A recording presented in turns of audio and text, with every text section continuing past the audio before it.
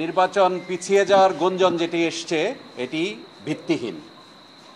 প্রথমেই আমরা বলবো নির্বাচন কমিশনে নির্বাচন পেছানোর কোনো ধরনের সিদ্ধান্ত হয়নি। দ্বিতীয়ত, আপনারা জানেন গতকালকে একটি অনাকাঙ্ক্ষিত ঘটনা ঘটেছে রাজশাহী বিশ্ববিদ্যালয় ক্যাম্পাসে, অত্যন্ত নিন্দনীয় ঘটনা।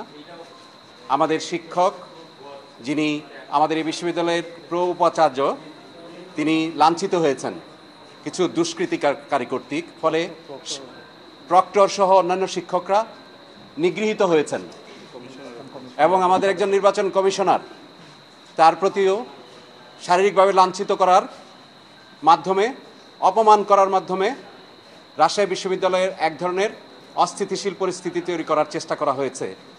ফলে আজকে আপনারা সারাদিন দেখেছেন যে উৎসবমুখর রাকসু আমরা শুরু করেছিলাম, যেখানে প্রার্থী এবং ভোটারদের মধ্যে একে অপরের মধ্যে একটি উৎসব বিরাজ করছিল, সেটিতে গতকালকের ঘটনায়, দুঃখজনক ঘটনায় এটি ছেদ ঘটেছে। ফলে আমরা এই ঘটনার পরিপ্রেক্ষিতে পূর্ণাঙ্গ কমিশন আজকে বৈঠকে বসি এবং পূর্ণাঙ্গ বৈঠকে বসে আমরা পুরো পরিস্থিতি পর্যালোচনা করছি এবং আমাদের যে কার্যক্রম আছে সেগুলি চলমান আছে এবং 25 তারিখের যে নির্ধারিত তারিখ ঠিক করা আছে সেটাকে নিয়েই আমরা অগ্রসর হচ্ছি।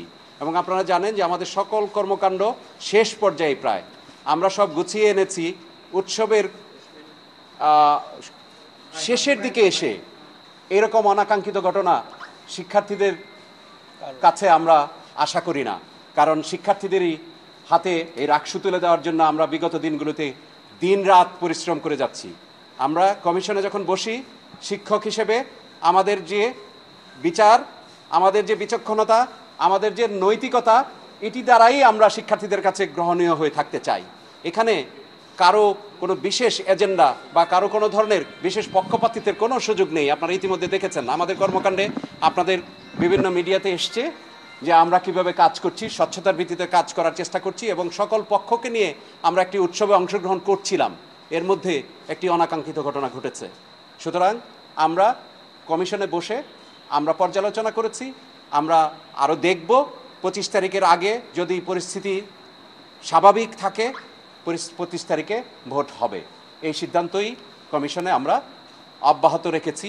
আবারও আমি বলছি, 25 তারিখে ভোট পেছানোর কোনো ধরনের সিদ্ধান্ত নির্বাচন কমিশন গ্রহণ করেন নাই। আপনারা জানেন যে বিশ্ববিদ্যালয়ে শিক্ষকগণ এবং কর্মকর্তা কর্মচারীগণ কর্মবিরতিতে আছেন এবং তাদের কর্মসূচি যদি অব্যাহত থাকে, তাদেরকে নিয়েই আমার পুলিং অফিসারের আমাদের যে আগামীকালকে সারা দিনব্যাপী আমার ওয়ার্কশপ ছিল, নির্বাচন কমিশন এটা পরিচালনা করার কথা ছিল, সেটি তাহলে ছেদ ঘটবে। আপনার মাধ্যমে জানতে পারলাম যে তারা পূর্ণাঙ্গ কর্মবিরতিতে থাকবেন।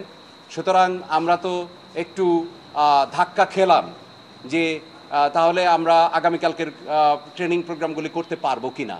আমরা সর্বতোভাবে চেষ্টায় আছি, আমরা প্রস্তুত আছি যেন সকলকে নিয়ে রাকসুটা আগের যে শিডিউল মোতাবেক যে সময়সূচিটা দেওয়া হয়েছে সেটাতে থাকার। পরিস্থিতি যদি নিয়ন্ত্রণের বাইরে চলে যায়, নির্বাচন কমিশন নিশ্চয়ই আপনাদের সাথে কথা বলবে।